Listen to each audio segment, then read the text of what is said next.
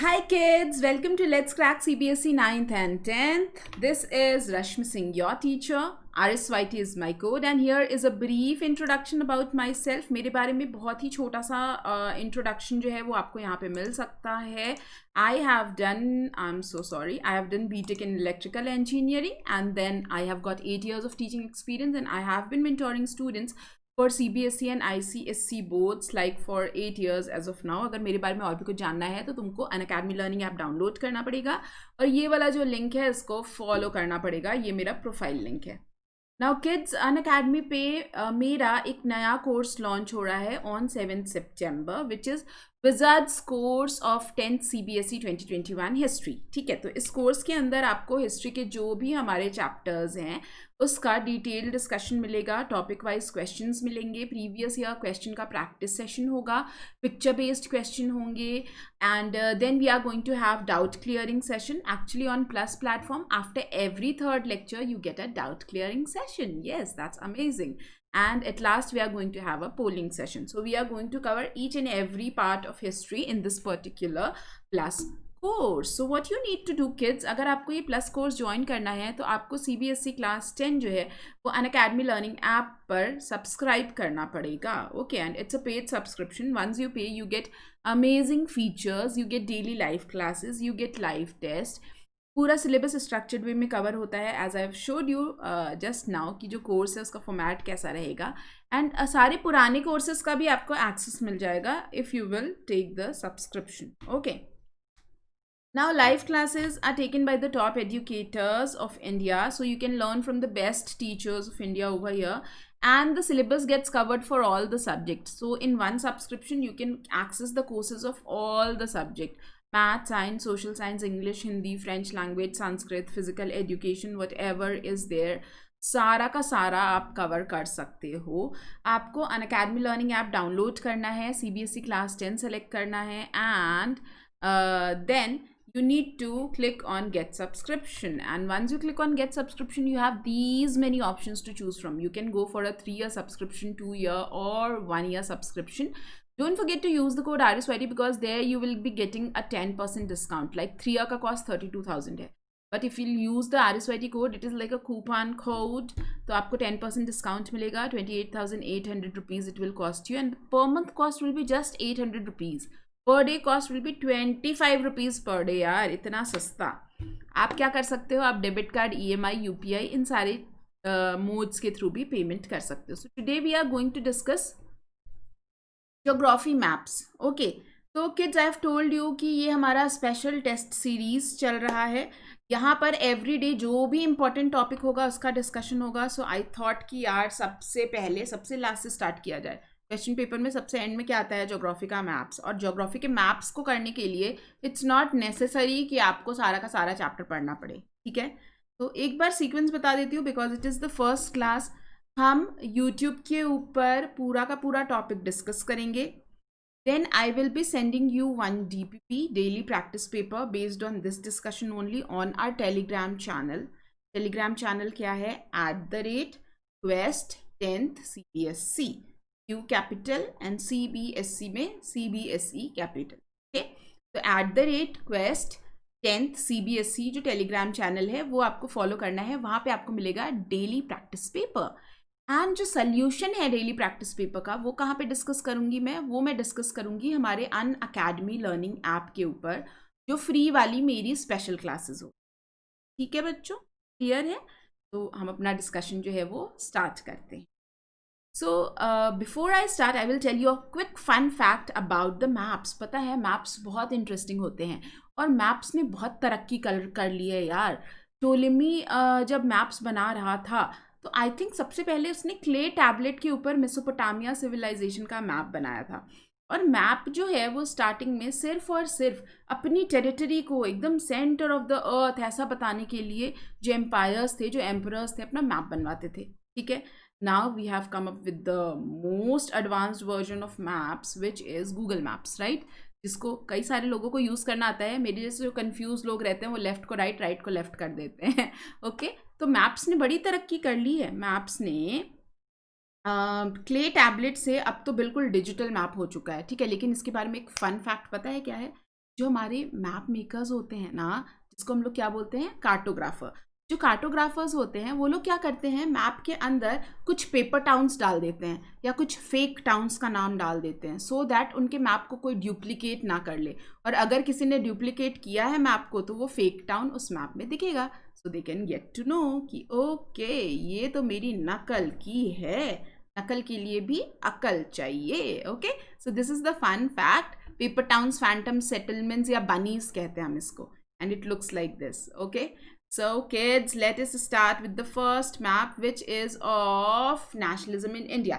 लेकिन हम nationalism in India का मैप पढ़ने के पहले हमें इंडिया का जो पॉलिटिकल मैप है वो पता होना चाहिए, क्योंकि एग्जाम के अंदर आपको सिर्फ और सिर्फ पॉलिटिकल मैप ही आएगा। एक्सक्यूज मी, ओके, सो आपको एग्जाम के अंदर पॉलिटिकल मैप ही आएगा, उसी में मार्क करने के लिए आएगा आपको जो भी लोकेशंस होंगी, जो भी एरियाज होंगे वो।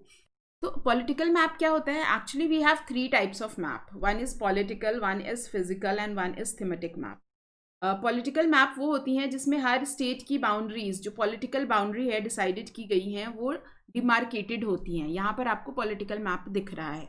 फिजिकल मैप क्या होता है, क्लास 9 में तुमने फिजिकल फीचर्स ऑफ इंडिया पढ़ा है। यहाँ पे हिमालय हैं, इधर नॉर्दर्न प्लेन्स हैं, इधर डेजर्ट है, यहाँ पे रिवर्स हैं, तो ये कोस्टल प्लेन्स है, ये सारी चीज़ें जो फिजिकल फीचर्स जिसमें बताया जाता है, that is physical map. Very easy. And thematic map क्या होता है बच्चों, जो मैप को एक पर्टिकुलर चीज़ को दिखाता है। जैसे सपोज करो हमारे सॉइल्स ऑफ इंडिया का एक मैप है, तो एक थीम पे बेस्ड है ना, कि वो पूरे इंडिया के सॉइल के बारे में बता रहा है, that is thematic map. Okay, तो सबसे पहले हमें पॉलिटिकल मैप पता होना चाहिए। ये आपको पता है लद्दाख है और ये जम्मू कश्मीर है, 2 union territories, Himachal Pradesh and Uttarakhand.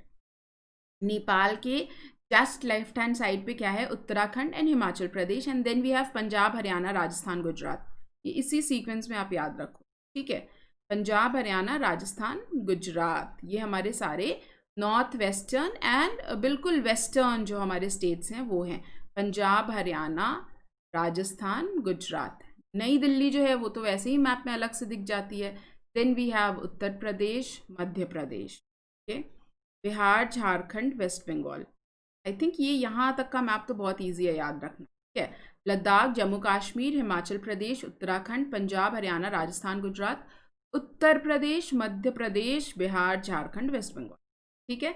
अब देखो उत्तर प्रदेश और उत्तराखंड पहले एक ही था, बाद में ये अलग हुआ। ऐसे ही मध्य प्रदेश और छत्तीसगढ़ एक साथ था, बाद में ये अलग हो गया, ठीक है। छत्तीसगढ़ जो है वो सी हॉर्स की तरह दिखता है। Then we have Orissa over here, यहाँ पे उड़ीसा है, एंड इधर महाराष्ट्र। तो महाराष्ट्र, छत्तीसगढ़, उड़ीसा, ये तीनों इस सीक्वेंस में याद रख सकते हैं। महाराष्ट्र, छत्तीसगढ़, उड़ीसा, मध्य प्रदेश, ये हमारे सेंट्रल स्टेट्स हो गए, मध्य प्रदेश, महाराष्ट्र, छत्तीसगढ़ एंड उड़ीसा, ठीक है किड्स। नाउ साउथ इंडिया जो हम बोलते हैं, southern states, so those are Telangana, Andhra Pradesh, Karnataka, Tamil Nadu and Kerala. Okay, Telangana, Karnataka, Andhra Pradesh, Tamil Nadu and Kerala. And then we have our 7 sisters जो हमारे नॉर्थ ईस्टर्न स्टेट्स हैं। यहाँ पे इसको हम बोलते हैं चिकन्स नेक। ये जो एकदम छोटा सा आपको यहाँ पे एक्चुअली में ये चिकन नेक की तरह है, राइट। ये जो पूरा का पूरा जो लैंड मास है हमारा ईस्टर्न लैंड मास, उसको मेन लैंड से कनेक्ट करता है इंडिया के, इसलिए इसको यहाँ पे चिकन नेक कहा जाता है। सिक्किम जो है वो सबसे छोटू सा स्टेट यहाँ पर आपको दिख रहा है। एंड हाँ, वैसे सबसे छोटा स्टेट जो है वो गोवा है, इसको हम भूल ही गए यार, ठीक है। तो ये गोवा भी एक स्टेट है, वैसे Sikkim is also a small state in east India. तो ये सिक्किम है। देन अरुणाचल प्रदेश, असम, ओके, सिक्किम, अरुणाचल प्रदेश, असम, मेघालय, ये 4 स्टेट्स यहाँ हो गए। और ये वाले जो स्टेट है ना, आपको ऐसे ही याद रखना है, नागा, मणि, मिजो, त्रिपुरा, नागा, मणि, मिजो, त्रिपुरा, नागालैंड, मणिपुर, मिजोरम, त्रिपुरा, ठीक है। तो ये मैप में आइडेंटिफाई करना आना चाहिए किड्स, नहीं तो आप इधर उधर मार्क करके आ जाओगे। Let us now see first map which is nationalism in India. आप सबको बता दूं, अपडेटेड सिलेबस के अकॉर्डिंग बहुत सारे मैप्स जो पिछले साल थे वो हट चुके हैं, ठीक है। तो फर्स्ट है हमारा जो नेशनलिज्म इन इंडिया में अपडेटेड सिलेबस के अकॉर्डिंग आईएनसी के सेशंस मार्क करने आते हैं ना। नेशनलिज्म इन इंडिया का ये जो मैप है ना, इसमें आपको सिर्फ इतना दिया रहेगा क्वेश्चन में, mark the place where INC session of September 1920 took place. तो आपको पता होना चाहिए ये सेशन कहाँ हुआ था, कैलकाटा में हुआ था। जब हमने डिसाइड किया था कि भाई अब खिलाफत मूवमेंट और नॉन कोऑपरेशन मूवमेंट दोनों साथ में करना है, ठीक है। तो कैलकाटा जो है वो वेस्ट बंगाल में है, यहाँ मार्क कर देंगे। सेकेंड इज नागपुर सेशन दिसंबर 1920, जहाँ पर हमने डिसाइड किया था कि हाँ एनसीएम मूवमेंट को लॉन्च करना है एंड इलेक्शंस को भी बॉयकॉट करना है, ठीक है। तो नागपुर जो है वो महाराष्ट्र में है। Maharashtra is a very huge state. Nagpur जो है वो ईस्टर्न पार्ट में है महाराष्ट्र का, बॉम्बे बिल्कुल वेस्टर्न पार्ट में है, बॉम्बे एंड पुणे। तो ऐसा नहीं है महाराष्ट्र में कहीं पे भी मार्क करके आ जाना है, ठीक है।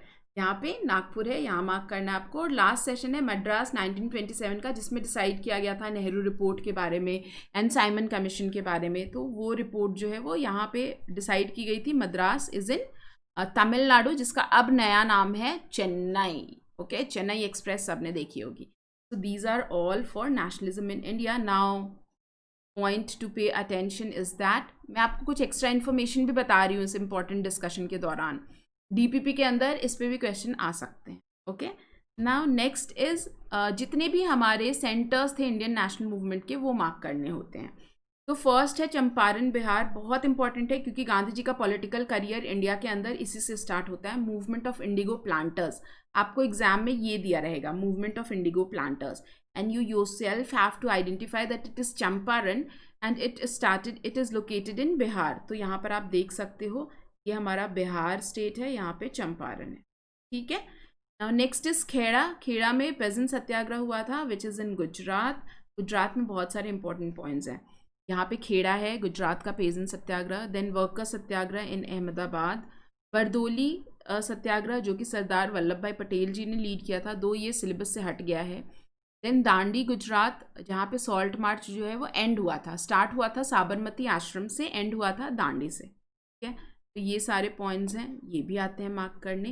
And Jallianwala Bagh incident which happened in 1919, है ना, 13 अप्रैल 1919, वो कहाँ पे हुआ था? अमृतसर। अमृतसर में एक बाग है जिसका नाम जालियांवाला बाग है, वहाँ पे ये मैसेकेयर हुआ था। तो ये भी मार्क करने आता है। So which we need to mark it here in Punjab, ठीक है। ये पंजाब है, ये हरियाणा है, ये राजस्थान है, ये गुजरात है। तो ये भी मैप आई थिंक क्लियर होगा आप लोगों को। Now next is resource and development, geography का फर्स्ट चैप्टर। इसमें सिर्फ आइडेंटिफिकेशन आता है, मतलब आपको एक एरिया जो है वो ऐसे करके मार्क करके दे दिया जाएगा, शेड करके, आपको बताना है कि ये कौन सा सॉइल है। Okay, so it can be really difficult sometimes also because you can see कि यहाँ पर एक छोटा सा पैच है ब्लैक सॉइल का, याद नहीं रहता कई बार स्टूडेंट्स को, ठीक है। तो थोड़ा सा लॉजिक लगाएंगे हम। जैसे एल्यूवियल सॉइल है वो नदियों के चलते बनता है, तो एल्यूवियल सॉइल यहाँ पर आपको दिख रहा है पूरा का पूरा नॉर्दर्न प्लेन में। यहाँ पर आपकी इंडस रिवर है, इधर गंगा रिवर है, इधर ब्रह्मपुत्रा रिवर है। At the same time Bay of Bengal में बहुत सारी रिवर ड्रेन होती है, महानदी, गोदावरी, कृष्णा, कावेरी। तो जो भी रिवर है वो डेल्टा बनाएगी तो एल्यूवियल सॉइल ही मिलेगा। Eight the same time western side पे अगर हम देखें तो नर्मदा और तापी दो रिवर्स हैं जो कि अरेबियन सी में ड्रेन होती है, इसीलिए यहाँ पर भी एल्यूवियल सॉइल मिलेगा। और कहीं एल्यूवियल सॉइल नहीं मिलेगा क्योंकि इस पूरे कोस्ट पे कोई नदी ड्रेन ही नहीं होती, ठीक है। Very easy trick to remember. Now 3 और सॉइल हैं अपने पास, laterite soil, red soil and arid soil.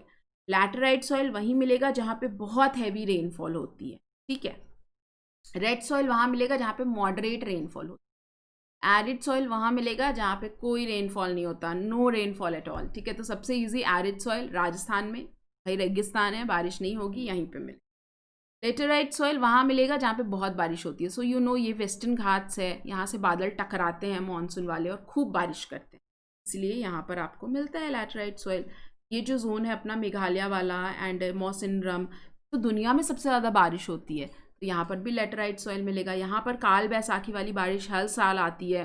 Orissa के अंदर साइक्लोन्स आते हैं, बंगाल, वेस्ट बंगाल में काल बैसाखी कहा जाता है इसे, तो यहाँ पर भी मिलेगा।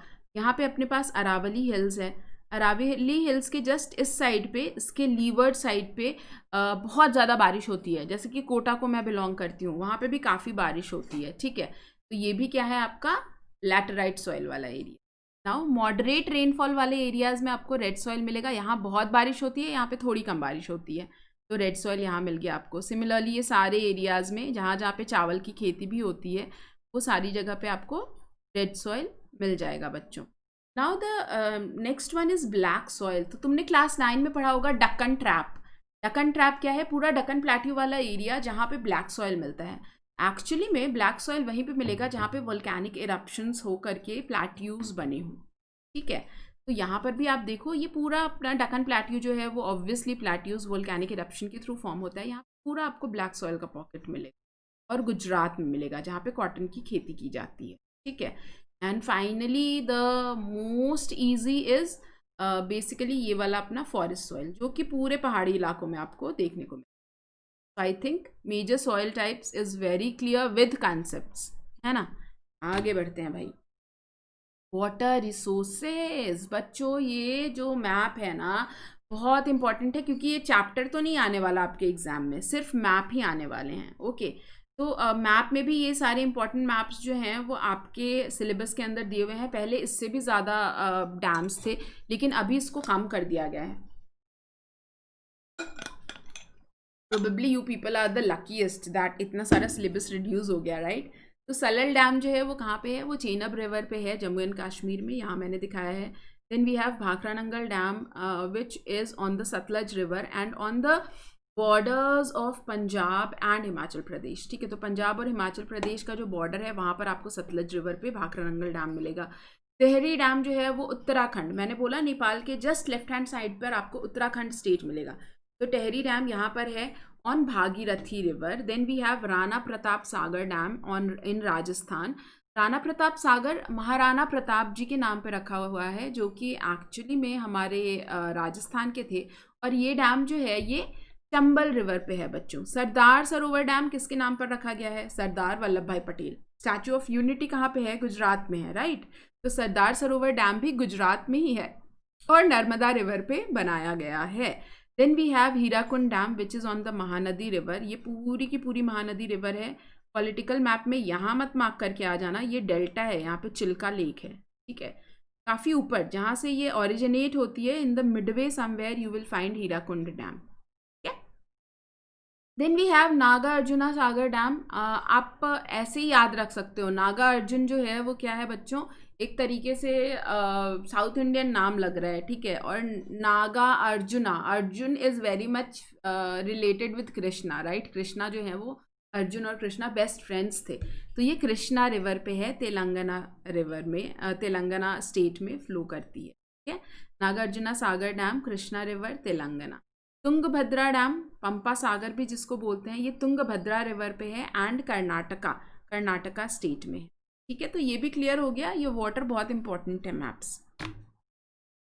नाउ एग्रीकल्चर के अंदर आप बच्चों दो जो इम्पॉर्टेंट क्रॉप्स हैं, जो स्टेपल क्रॉप है इंडिया के, राइस एंड व्हीट, वो मार्क करने के लिए आता है, ठीक है। Just minute.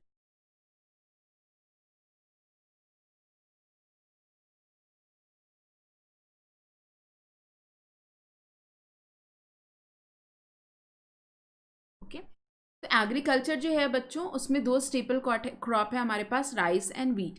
राइस जो है ना वो वहीं पे होगा जहाँ पे बहुत ज़्यादा बारिश होती है। तुमको पता है ना, अगर राइस बनाना है तो हमें ज़्यादा पानी चाहिए एज़ कम्पेयर टू रोटी बनानी हो। रोटी बनाना है, आटा गूंदना है तो कम पानी चाहिए, लेकिन राइस बनाना है तो तुमको बहुत सारा पानी चाहिए। तो ऑब्वियसली ये वहाँ पे होगा जहाँ पे बहुत बारिश होती हो। तो यहाँ पे आपको पता है कि बारिश होती है अपने पास, ठीक है। देन ये पूरे जोन में बारिश होती है। ये वेस्टर्न घाट वाला एरिया, इधर भी बारिश ही बारिश, यहाँ पर भी बारिश होती है। तो जहाँ पे अच्छा पानी मिल रहा है वहाँ पर आप बेसिकली देखोगे राइस उगाया जा सकता है।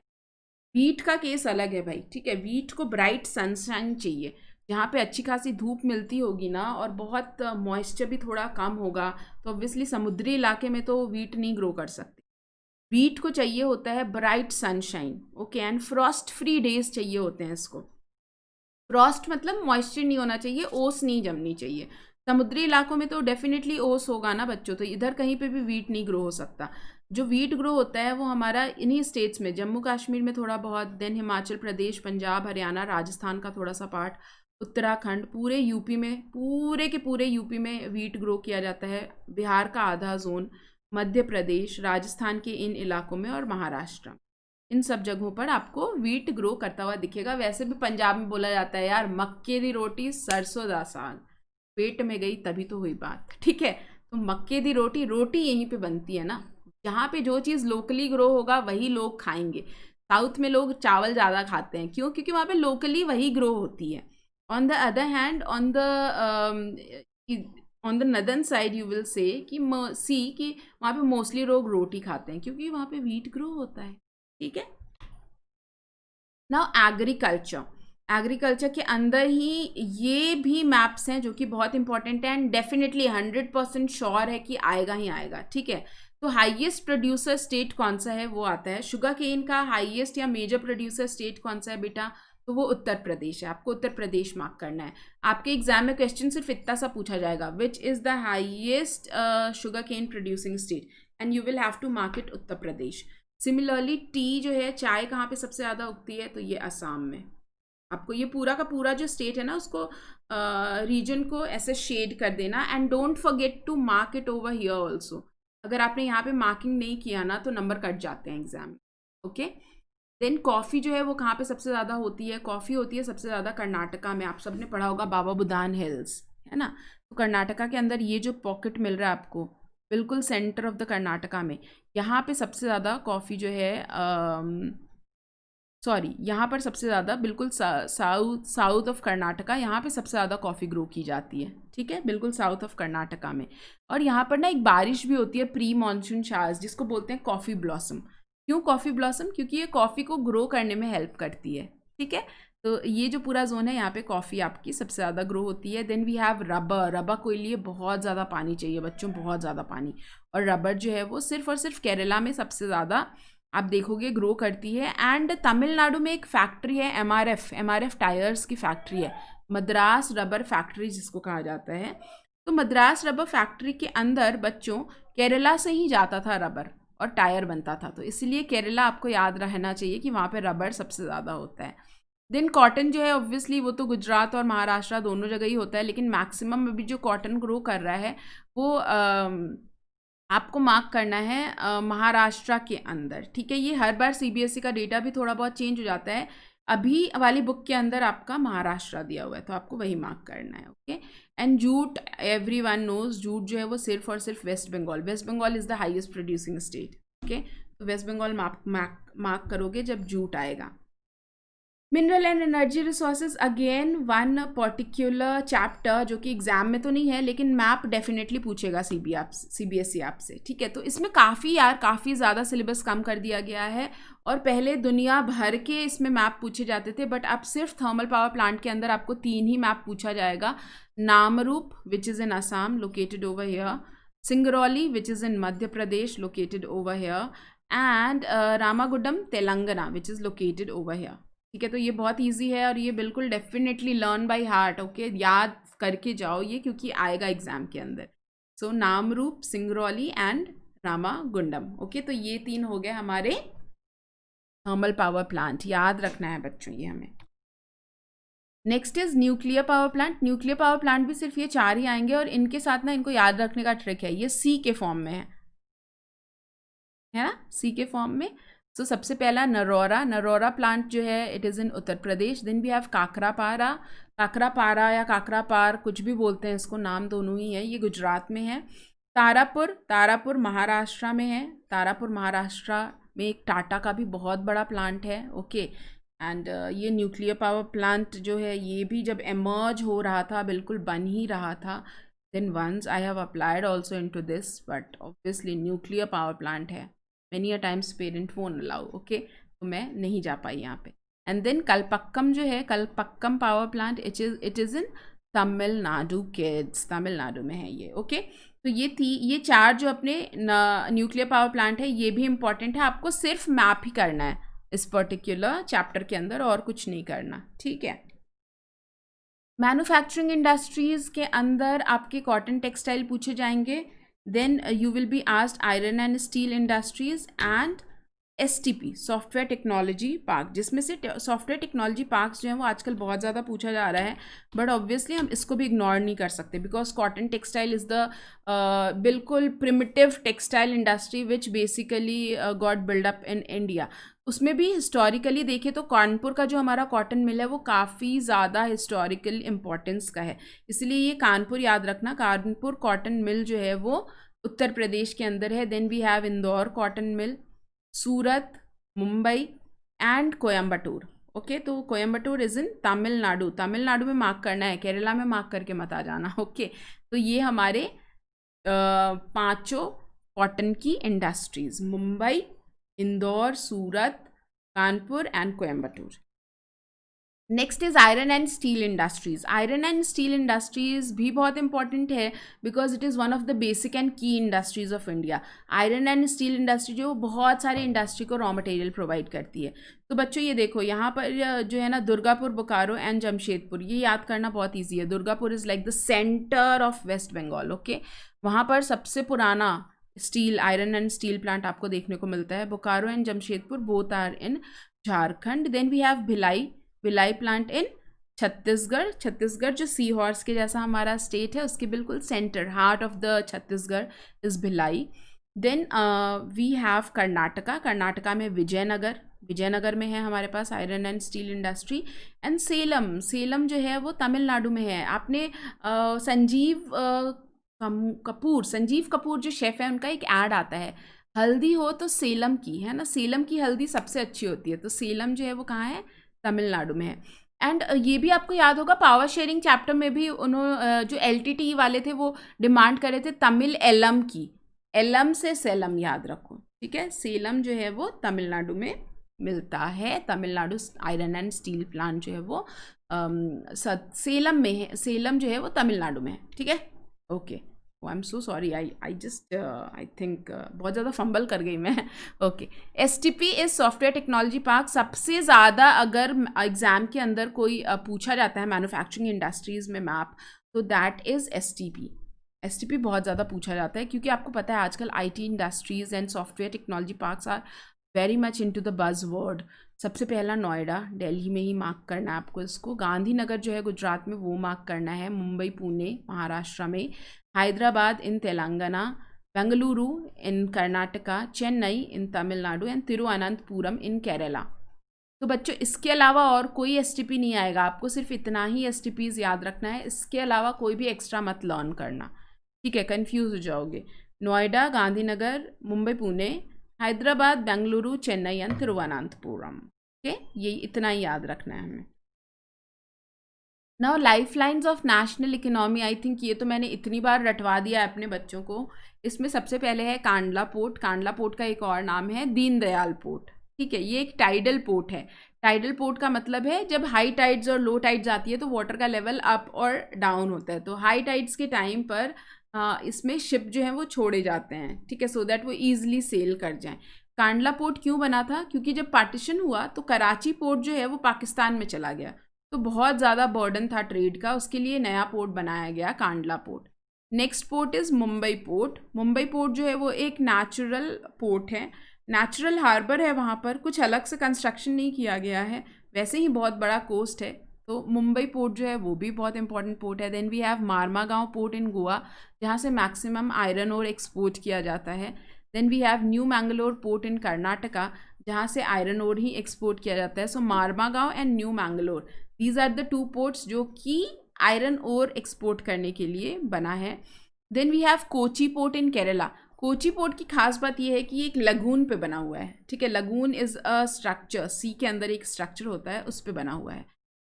तो हमारे पास 6 पोर्ट्स हैं वेस्टर्न कोस्ट पे, and similarly we have 6 important major ports on the eastern coast as well. तो हम बिल्कुल नीचे से स्टार्ट करते हैं। ईस्ट में जो सबसे इम्पॉर्टेंट आर्टिफिशियल पोर्ट है, जो सबसे लोएस्ट सदर्न ईस्ट पार्ट पे आता है, that is Tuticorin and Chennai port. Chennai port and Tuticorin port, ये दोनों ही पोर्ट आर्टिफिशियल पोर्ट हैं। चेन्नई पोर्ट जो है it is one of the oldest artificial port, अंग्रेज़ों के ज़माने का बना हुआ आर्टिफिशियल पोर्ट है, ठीक है। तो Chennai is oldest artificial port. Then we have Visakhapatnam port in Andhra Pradesh. ठीक है, ये जो है ये एक लैंडलॉक्ड पोर्ट है बच्चों। लैंडलॉक्ड पोर्ट क्या होता है? ये जो पोर्ट है ये एक्चुअली में चारों तरफ से लैंड से घिरा हुआ है। ठीक है, अब इसको रिवर से कैसे कनेक्ट करेंगे अगर चारों तरफ से लैंड से घिरा हुआ है? तो एक्चुअली में एक छोटा सा चैनल बनाया जाता है वाटर का, और वो चैनल जो है वो सी को कनेक्ट करता है। तो इस तरीके से ये लैंडलॉक्ड पोर्ट काम करता है। So Visakhapatnam is the deepest landlocked port in India and it is one of the major ports of India. Then we have Paradip port. Paradip port जो है वहाँ से आयरन ओर एक्सपोर्ट करते हैं हम जापान के लिए, स्पेशली फॉर जापान हम यहाँ से आयरन ओर जो है वो एक्सपोर्ट करते हैं। Then we have 2 riverine ports in Calcutta. मतलब ये पोर्ट ऐसे हैं जो रिवर पे बने हुए हैं और रिवर के चैनल के थ्रू इसको मेन सी से कनेक्ट किया जाता है। ठीक है, तो we have Haldia port and Calcutta port. Calcutta port जो है ये पुराना पोर्ट है, अंग्रेज़ों के ज़माने का बना हुआ है। अब कैलकाटा पोर्ट पे ना बहुत ज़्यादा बर्डन आ रहा था, तो हल्दिया पोर्ट जो है वो नया बनाया गया है। सो मेक श्योर कि आप हल्दिया और कैलकाटा पोर्ट जो है ना वो यहीं पे मार्क करो। अदरवाइज़ क्या होगा, बहुत सारे मैप में यहाँ कहीं पे हल्दिया वगैरह मार्क किया हुआ है, वो रॉन्ग हो जाएगा। देखो पोर्ट तो वैसे भी सी के सामने ही होगा ना। अब ये जो पोर्ट है ना हल्दिया और कैलकाटा की, इसकी खास बात ये है बच्चों की यहाँ पर दुनिया का सबसे बड़ा डेल्टा भी है, सुंदरबन डेल्टा, सबको पता है। तो यहाँ पर बहुत ज़्यादा मिट्टी डिपॉजिट होती है, बहुत ज़्यादा एल्यूवियल सॉइल डिपॉजिट होता है, और शिप को सेल होने में काफ़ी टाइम लगता है, काफ़ी दिक्कत आती है। तो यहाँ पर एक प्रोसेस है जिसको बोलते हैं हम ड्रेजिंग की जाती है इस पोर्ट पे। ड्रेजिंग का मतलब क्या होता है? मिट्टी को ज़मीन से निकालना।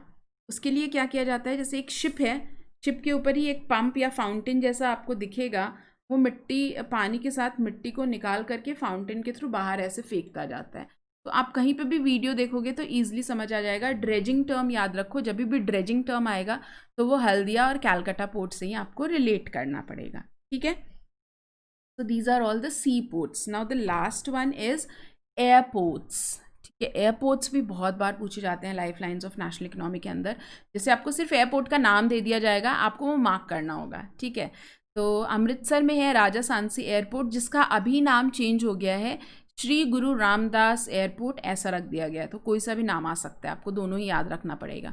यहाँ पे है अमृतसर, पंजाब में। Then we have IGI, Indira Gandhi international airport, which is very famous, very easy. अगर आएगा तो फटाफट से आपके मार्क्स कन्फर्म्ड है, यहाँ पे मार्क करना है। देन वी हैव मुंबई का छत्रपति शिवाजी टर्मिनल, यहाँ पर देख सकते हो आप, Chhatrapati Shivaji airport, sorry. And then Chennai में मिन्नम्बक्कम। ठीक है, आपने चेन्नई एक्सप्रेस देखा होगा तो वहाँ पे दीपिका पादुकोण का नाम था Minnamma Chinnamma, something like this, her name was that, उससे याद रख सकते हो। Meenambakkam airport is in Chennai.